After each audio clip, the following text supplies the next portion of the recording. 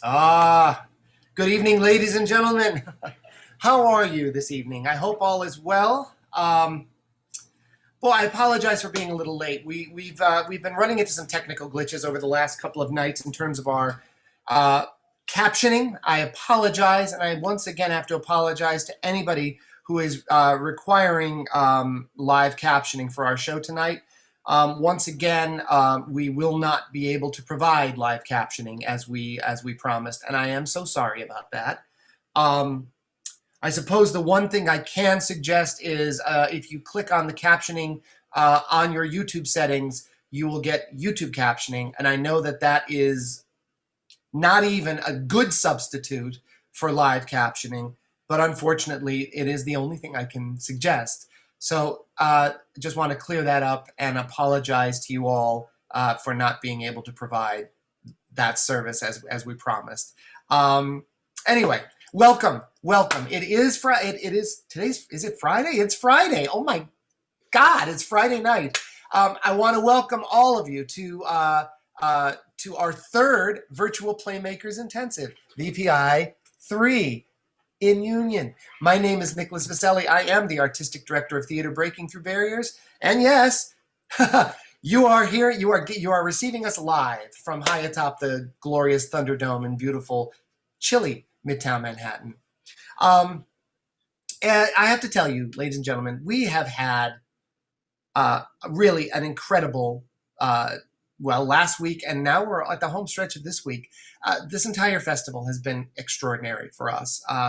We have really, I'm so proud of the art of our artists. I'm so proud of our writers and our directors and this entire group of actors who are coming in from all different parts of the world to create this work. This is work that didn't exist 3 weeks ago. And the fact that we're able to come together from all different parts of the world, randomly pairing people together, many people who never worked together before, to create something is really a gift. So I am so incredibly proud of us, especially in a time where there's a lot of tension and there's a lot of divisiveness, and we're here really to provide a little bit of a breather and a little bit of a respite and maybe a little inspiration to sort of let people realize that, you know what, we all need each other and we can all work together despite the adversities. So anyway, enough of my talking. I want to say we have, for this Friday night, we have such a beautiful show. The playwright, Jerrod Bogard, has worked with us for many, many years. He's a very dear friend and such an outstanding writer, director, actor, everything. He does everything.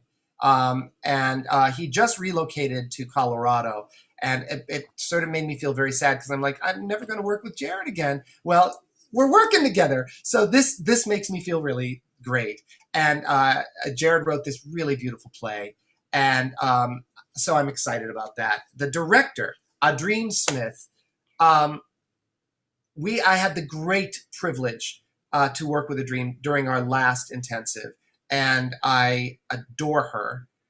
She is, again, phenomenal artist, writer, director, actor, the whole bit. You saw her as an actor last time, and now you're going to see her as a director this time. So again, very exciting. And again, where would we be without the all-star cast? We have a stellar cast tonight. Jennifer Bradley, Sarah Folkins, Ward Nixon, and Nick Walther. So I am so excited about this play. I hope you are too. We're getting right to it now. Ladies and gentlemen, without further ado, please, on this Friday, sit back, relax, and enjoy Jerrod Bogard's Good Night, Somebody.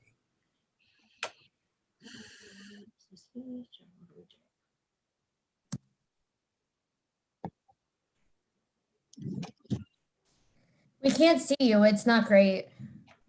I just think the drapes give depth. No, they do, but the light, it's backlighting you. But this is where the table is. You said you wanted people to see the new book set. Oh, I do, but if we can't see you, it's not a great trade-off.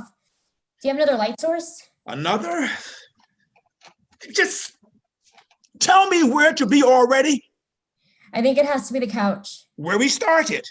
I never thought I'd be providing my own backdrop for one of these things. I know it's the worst. I'm a writer, not a damn Hey. interior decorator.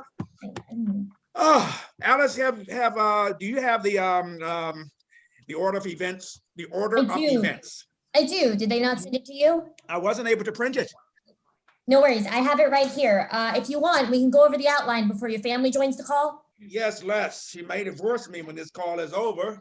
We may as well stretch it out. Great. We'll just get the flow of it. The Institute for Children's Literature presents the 2020 Keats Award for Life Achievement. Oh, I'm getting goosebumps. Can we skim it, please? Of course. Here's just the main events. Starts with a speech from the president of the Institute. Then there's a video from the librarians for the Billions Book Initiative, a few short speeches, all from authors you've influenced, from their homes, boom, boom, boom. Oh, and then it's your big introduction, which is going to be like a Ken Burns style slideshow, narrated with the bio we worked on, your personal background, early work with Oliver. Then it spends a good deal of time on the Roland series, Roland Raccoon's influence on the larger culture. And they're using some of the pics you sent of you and Oliver in a studio. Oh, there's the one of you and Oliver's son, Christopher. Christopher. Yes. Chris is the young man joining us tonight. Oh, I'm sorry. I brain farted on his name, but the picture is everything. He's like on your shoulders, and he must be what? He was 5. Oh my God. And he's got a little stuffed Roland, and Oliver's showing you a painting of Roland's face. It's a good photo. Iconic. I think it's at the end of the slideshow, and I know you're not a crier, but watch out. Also towards the end, it talks about Oliver and it touches on his cancer. I hope that's okay. You can't discuss my career without talking about Oliver. Oliver deserves his time. Are my wife and godson online yet? They're in the waiting room. You ready?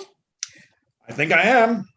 You got this. So it's just your wife and Oliver's son. Are we waiting on anyone else? Just Diane and Christopher tonight. And tomorrow, the entire world. And tomorrow, the entire world. Hello, hello. Oh, hey, Uncle Fisher. I'm just, What you doing, making dinner? yeah, you got me right as right as the baby needs to. What? No, I got it. Hi, Diane. I am. I'm talking to Fisher. It just started. Got your hands full there. No, it's not. I really, okay, yeah, I guess I do. But I'm so excited to get to preview the big speech. So exciting. Are you nervous? Christopher, meet Alice. Hi, Christopher. We met before, actually, at your father's funeral. You were really busy. It's okay if you don't remember. No, yeah, I remember now. It's good to see you. I think I see your little one in the background there. Yeah. I only got to meet your dad a handful of times, but when I did, all he could talk about was how excited he was to be a grandfather.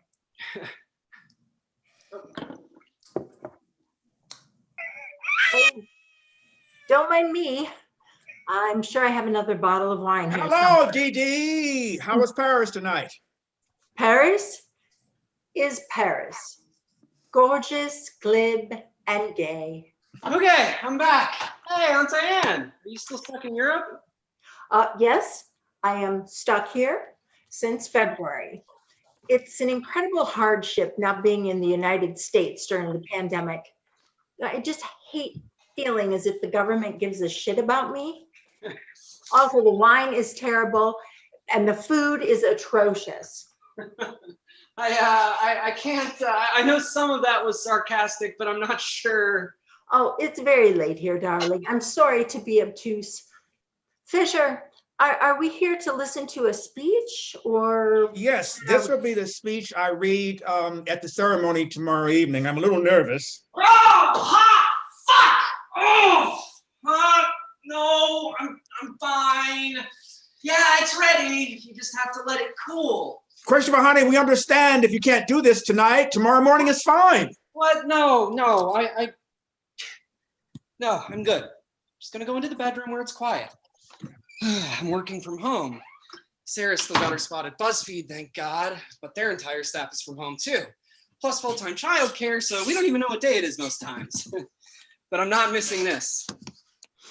I have a question for you before you begin. What kind of feedback are you looking for here? Because you've never asked for it before. All the things are virtual this year. Being so cut off has me feeling a little more vulnerable. I never thought I'd see anything like this in my lifetime. Oh, and how tired are we of saying that this year? Take it away, my love. Okay, here goes.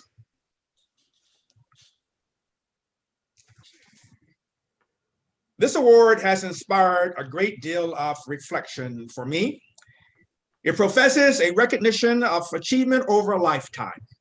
Looking over my life and at what I have achieved, it feels odd that I should be standing up here alone, not only because my illustrator, Oliver Saltzman, was more than half of every book which bears my name, but also because there is nothing in my life which is good that I have done alone. If we are to celebrate my contributions to children's literature, it's right that we recognize the people who made my contribution worthy.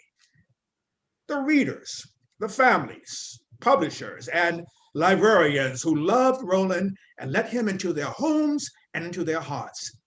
Without you, I am just another ink-stained daydreamer, because without a listener, there's no story. A thing exists only by virtue of being witnessed to exist. And I have been so fortunate. My books have gone farther and been read more than I or any author should ever dare dream. Yet, somehow I feel unwitnessed. The truth is, for the vast majority of my life, I have felt invisible. To truly see someone, I believe, you must see what they love. I am here now because you and I share a small thing that we love: books and stories. I didn't create Roland and his friends. They were born from Oliver's paintbrush, from his mind and his heart. Ollie was a genius, and I stand alongside the rest of the world loving that genius. As for Oliver himself, Ollie was my collaborator, my business partner, and for 40 years, my deep and true love. If I have achieved anything in my lifetime, it is because Oliver Saltzman loved me and I loved him. And if any award attempts to celebrate my lifetime achievement, it is entirely void if this fact remains invisible. I would be unseen, and who I love and what I love would be unseen. No, please don't come in here right now, because Fisher is outing him and Dad as gay lovers. Fisher. Yes? Keep it down, baby. Keep it together. Have you lost your damn mind? All right, maybe we just need to wait. You're asking for feedback. The feedback is no. 40 years, you're able to keep this under lock and key, and you want to sandbag us on a goddamn Zoom call? Don't give me that look. This is not how it is done. One does not do this to unleash something like this, Alice, talk some sense into your client. Well, I think we need to just take a breath. You take a breath. I'm gonna yell. Diane, this is who I am. You're damn right it is. This is very who you are. Wait until the very last possible second to drop the heaviest load of shit on people so they have to sit there and take it. This is classic Fisher Williams. This load of shit doesn't sit, not with me. If you would like to speak rationally, then I am open to listening to your point of view. I should be rational? From the man about to embalm his life's work with glitter KY? There is no need to be ugly. Oh, you haven't seen ugly. What are you going to do when they drag this over the internet? I mean, do you know what they're going to say? Here's a preview. Famous kids' book authors had gay affair for decades. Roland Raccoon is a pedophile. I understand you're angry, Dee, but I had hoped you would appreciate that I am finally trying to tell people who I really am. Cut the shit, Fisher. I know you, okay? Who you really are. The question isn't who you are, it's what are you doing? I'll explain this subtle distinction to you because I'm not sure Millennial Millie here has a real grasp. Quite simply, you are making a lot of people's jobs very, very difficult, okay? People who work their asses off for you and for your lifetime achievement. It's not fair, it's not right, it's selfish, and it's juvenile. It's a stunt. And it's not a particularly creative one for someone who's so fucking good at imagining fanciful fucking kingdoms and talking rodents with stupid little things. I muted her. Diane, I think you're getting carried away and it's not that productive, so I muted you. Let's just calm down. Fisher, are you all right? My God, look at her go. Fisher, can I just okay, so I'm sorry. Let me start. This is ballsy, and you have you are being very brave and courageous. Please just stop there. I don't want your congratulations. I'm not looking for sympathy. I'm telling you, telling everyone, I am lucky. And if my wife would stop ranting for a moment, I will explain that this is also an apology. Okay, Fisher, you've given this a lot of thought clearly, but I am wondering what this is going to do to the launch of the box set. I don't care about the box set. Okay, but Diane is right? I mean, a lot of people have worked really hard on this project. And no one will want to buy it if I'm gay. Okay, that's obviously not true and not at all what I'm saying. But it's not just about the new printings, is it? I expected this. Let's get it all out there. Go ahead. Well, the Netflix deal comes to mind. It's definitely not in stone. Okay, and? Disney on Broadway is still talking. Fine, and? The product tie-ins at Walmart. You're grasping at straws. Pretty profitable straws. These are huge deals. God, what about Oliver?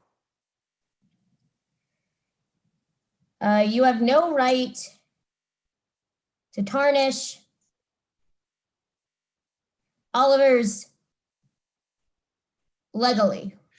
You misspelled legally, and yes, I do. You know Oliver left me his entire copyright control. Oh, legacy.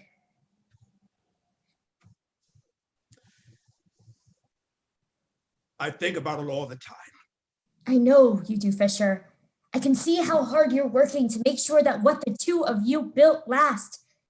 And I think that's what we're all doing here. And I think that's why you wanted us to hear the speech tonight, before you blow everything up.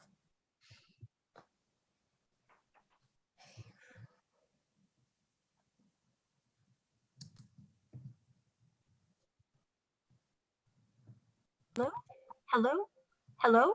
Yes. Yes. Oh, Fisher. Yes. What about Christopher? Now, does he want his father's name dragged through the mud? I'm sorry, Aunt Diane, please don't speak for me. Well, then you need to say something, young man, because this involves you. This is your name, too. How about this? What if, as a team, as a family together, sit down and come up with the best way to do this? Clearly, this is important to you, as it should be. You deserve to live your truth if anyone does. But like this, is this really the kind of a ire you want to cultivate? Is this what you're about? Is there another way? Is there another way? He sees reason. So, Pride, Gay Pride. It's a whole month now. Huge. New York, San Francisco. We can do a whole press release. We could sponsor a float. I could sell that. I mean, I could sell the shit out of that. You could ride on the float. Well, I'll probably make you Grand Marshal. okay, I don't know. I don't know if anyway, the point is we can get ahead of it as a team, as a company. We can get the messaging right. You have the message, but can we get the brand and the message together? I think, yes, this could really make a difference. Young people need role models. The culture needs strong influences. Packaged though, in here by us, not Out there, not out there. I think you haven't heard what I've said. I don't feel real in here. I want, I think to be seen out there. I'm going to say something calmly. Having had 5 seconds to process this, I have to tell you, I'm of 3 minds here. First, I'm a professional woman past her prime, and there are not very many things making it easy on us as it is. You do this, and every room I walk into, there's an added aspect of, oh shit, did you hear? Okay. As if thinning hair and lopsided Botox weren't bad enough, okay? So second, I'm your wife. Full stop. You want to pretend we had some unspoken agreement where you could go off and have your lifelong love affair? That's what you need to believe? You keep that. From this side, it sucks. That's my truth.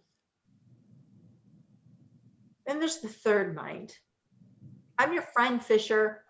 I thought I was your best friend. And even though you didn't tell your best friend, I'm so goddamn happy for you. I'm proud of you. So what is that? It's like 2 fuck yous and a right on sister. Alice is right.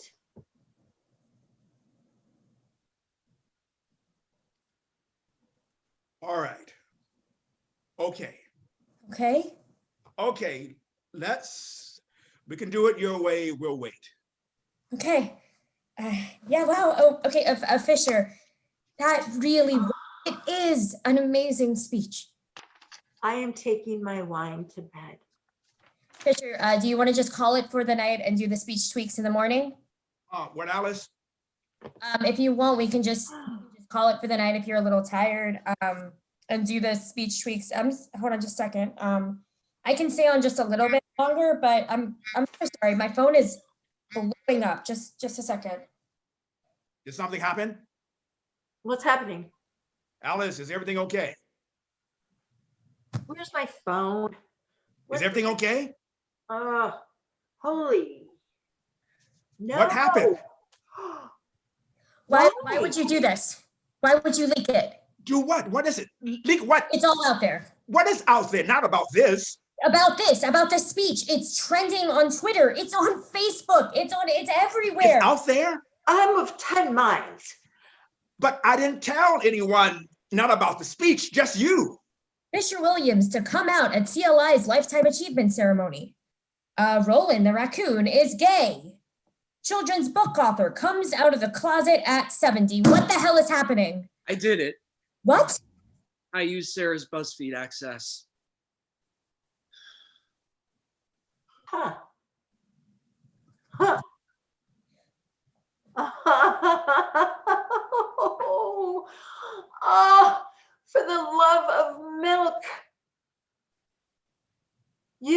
are your father's son. I don't think Dad would have. Oh, no, no, no, no, no. Not Oliver. No. I'm talking about your other father. Good night, boys. I want to talk to you alone. Yes. To Christopher.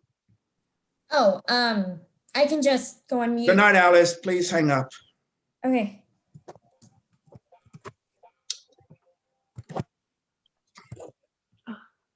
Why did you do this, Christopher, son?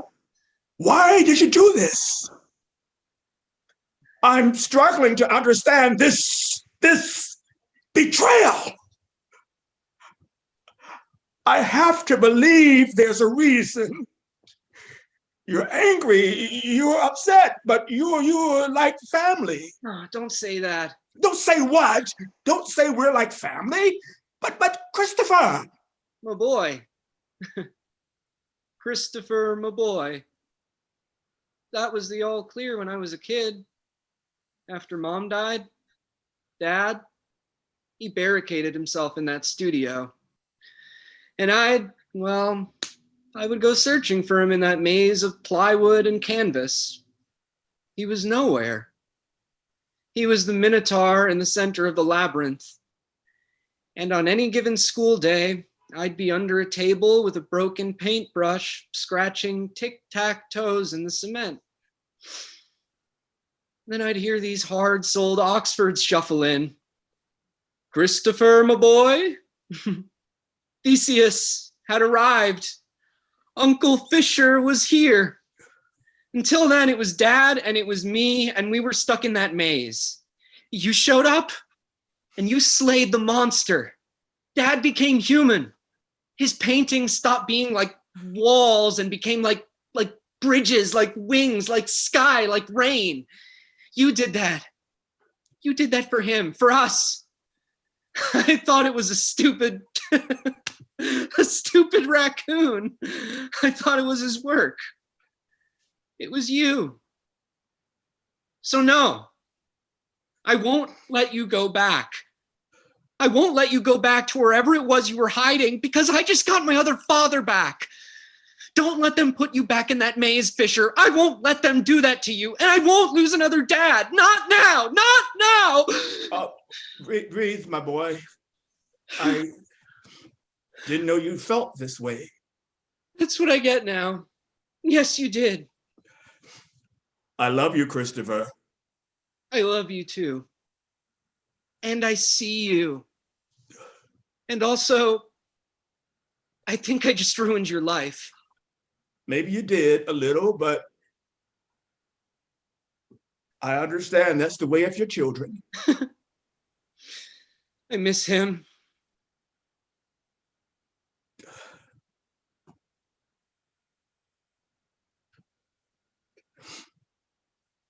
Me too. I lost him right when I wanted him most. And now you show up and I see you, who you are, who you've been this whole time, and I'm supposed to let you go away? Don't. Don't go back into a hole where we can't see you. I won't. Good night.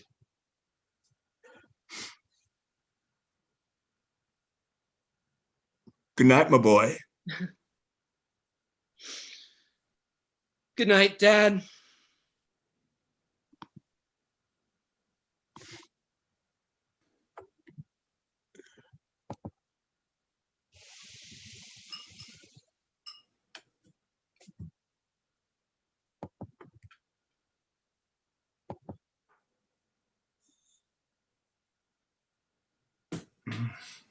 Wow. Oh my goodness. What a great play. Come on, everybody, please come back. Jerrod, Walther, Sarah, how are you? Nick Walther, everyone. Ward Nixon, oh my goodness. All-star cast, come back on, everybody, please. Jennifer Bradley, thank you so much. And where's our director? Where's AhDream? Where? I know you're here somewhere, AhDream. Where are you? She got logged off through Zoom somehow but she's gonna come back on. Oh, here she is. All right, she's coming on now. Oh, you guys. What a beautiful play. What such a beautiful piece. So incredible. There she is. Oh, I have to tell you, obviously I will say I started this evening a little bit tense because of all of the technical issues that we were dealing with. But this play was just so engaging and so beautifully written, and really, all of you, just such wonderful work. So incredible. And I thank you so much for everything, for all of your work and your artistry and your collaboration. Like, this to me it matters so much. And this is to me such a great play for tonight, like a Friday night. This is ideal. So thank you so much. We don't have a whole lot of time, but I want to ask a few questions, and I'm going to start with, of course, I have to start with the word. I have to start with Jerrod. Jerrod, they say that I was here when the page was white. All right, I have to ask you, because I think this is the first time you are writing something specifically for Zoom, right? Yes. How was it? What was it like for you to write for this weird medium? I really came to it rather skeptical, not having seen anything I really play-wise that I've enjoyed. I've seen some like really interesting, television stuff, but like nothing live that I thought worked. I wish I had seen. So I went back. I started watching all of the TBTB things that I'd missed over the last few months, and I really got like crazy inspired. And I was like, "Whoa! I'm really only limited by my own imagination." And then I was sitting there reading a story with my kid. Henry is 2.5. We read several books each night before bed. And as I was reading the book, I just thought, sometimes I wish I'd been a children's author. Like, I wish I could write books for kids. And so what my general process is to fantasize about what I wish my life was like, or what it could have been like, and then write those stories. I'm always sort of my own fantasies, my own way in. So that's how it, and then I, of course, asked, well, who would the other people be? And they just populated like this. And the coolest thing about this piece for me was the actors. They fit so incredibly well into their, the glove of the characters. They really filled them out. And the depth of that is a testament to AhDream's work, the actors' work, and also the actors and I each had like a private one-on-one where we got to talk about character, and they got to tell me, what they would do. And so that's, I think, helped really inform it too. Oh my goodness. Yeah. Thank you. No. You got it. You nailed it. I mean, if you had any doubts, or you, as you say, were skeptical about being able to create something for this platform, you nailed it. You really did. This play had everything. Again, I just want to say one thing. We've had discussions before about short play forms and how, the short play form is dead, et cetera, et cetera. And that was all before this. and on this format, short plays are golden. They work beautifully. And to be able to create, in a very short time, you created such rich, like, full characters here.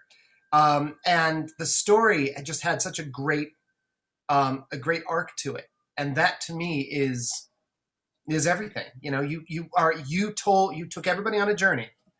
But of course, you could not do that without this incredible group of artists. So AhDream, my next question, of course, is for you.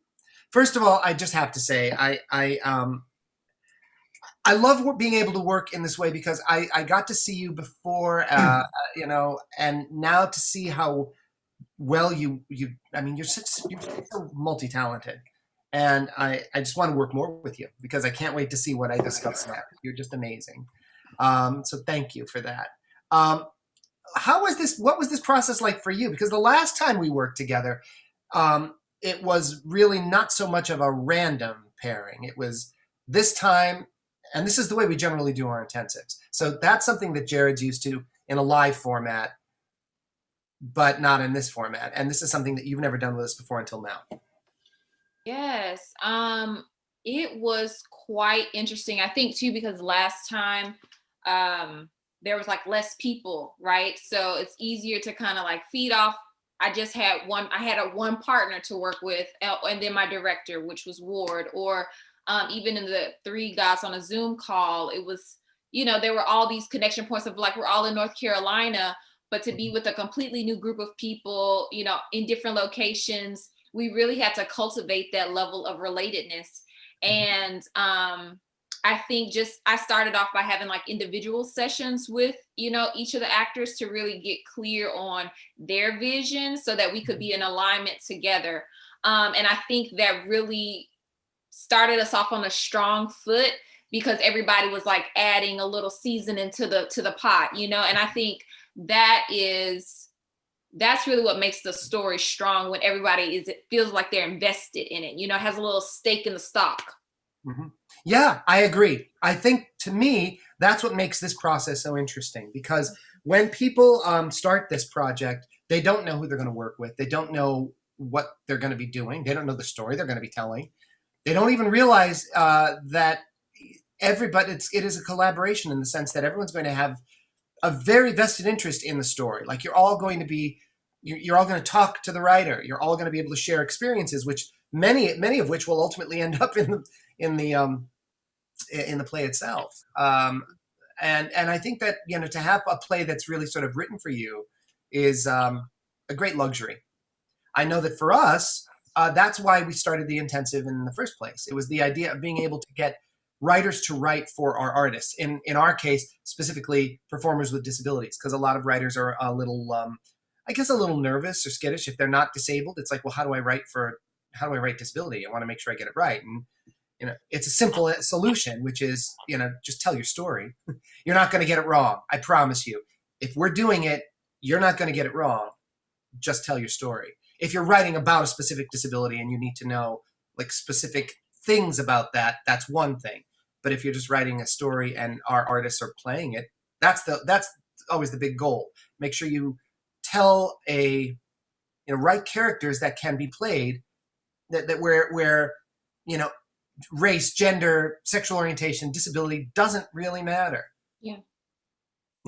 And that to me is that makes it exciting. So now I want to ask all of you just very, very briefly, and I'm going to start with Ward, because Ward, last time you were involved with this, you were directing. So how was it to just act on the Zoom this time? It was good. It was very good. It was a very good script, which I loved. Very good director and very good cast. I loved everybody. Wish I could meet everybody personally. I had a very good time, and when I first read the script, like Jerrod mentioned, we talked, and he talked with all the cast members, and it's been 5 drafts, and each time I loved it, and it's a love story, and love is love. It doesn't matter if whatever the case is, it's a love story, and that's how I approach the work.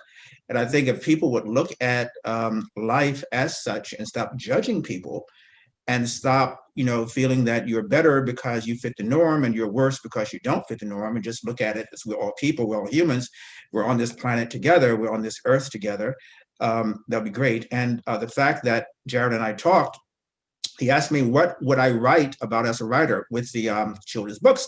And I said I would give the animals a chance to talk, the rocks, the seashells, the sand. And they're all very different, but the seashell could get on the sand and say, oh, you've made me so beautiful now. You decorated me, et cetera, et cetera, et cetera.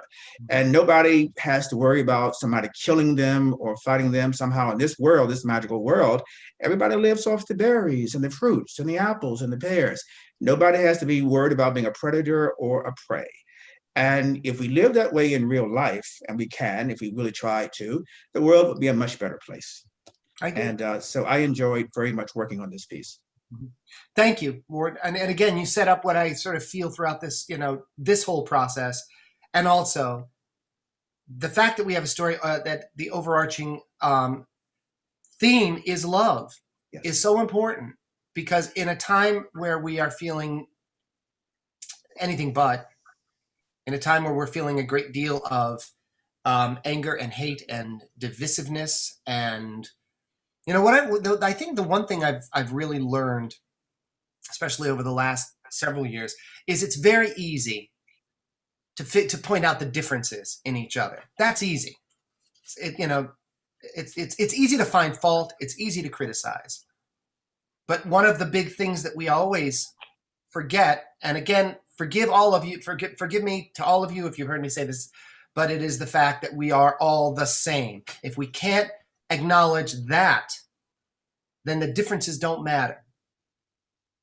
Differences only matter when we can see each other. When I could see myself in you, then the differences suddenly jump to life, and they become very important and exciting, and allow me to respect and love you for who you are, because I know that you and I are the same.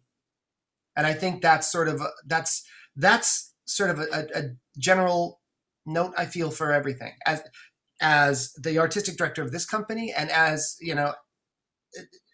someone who wants to be able to create something more, something bigger, because I think while our company works, our goal is to advance disabled performers with disabilities, the message is the same in all diversity. It's that ability to look beyond what you see and look a little bit closer, look a little deeper. I can say this to you, Jerrod, because you've heard me say this over and over again.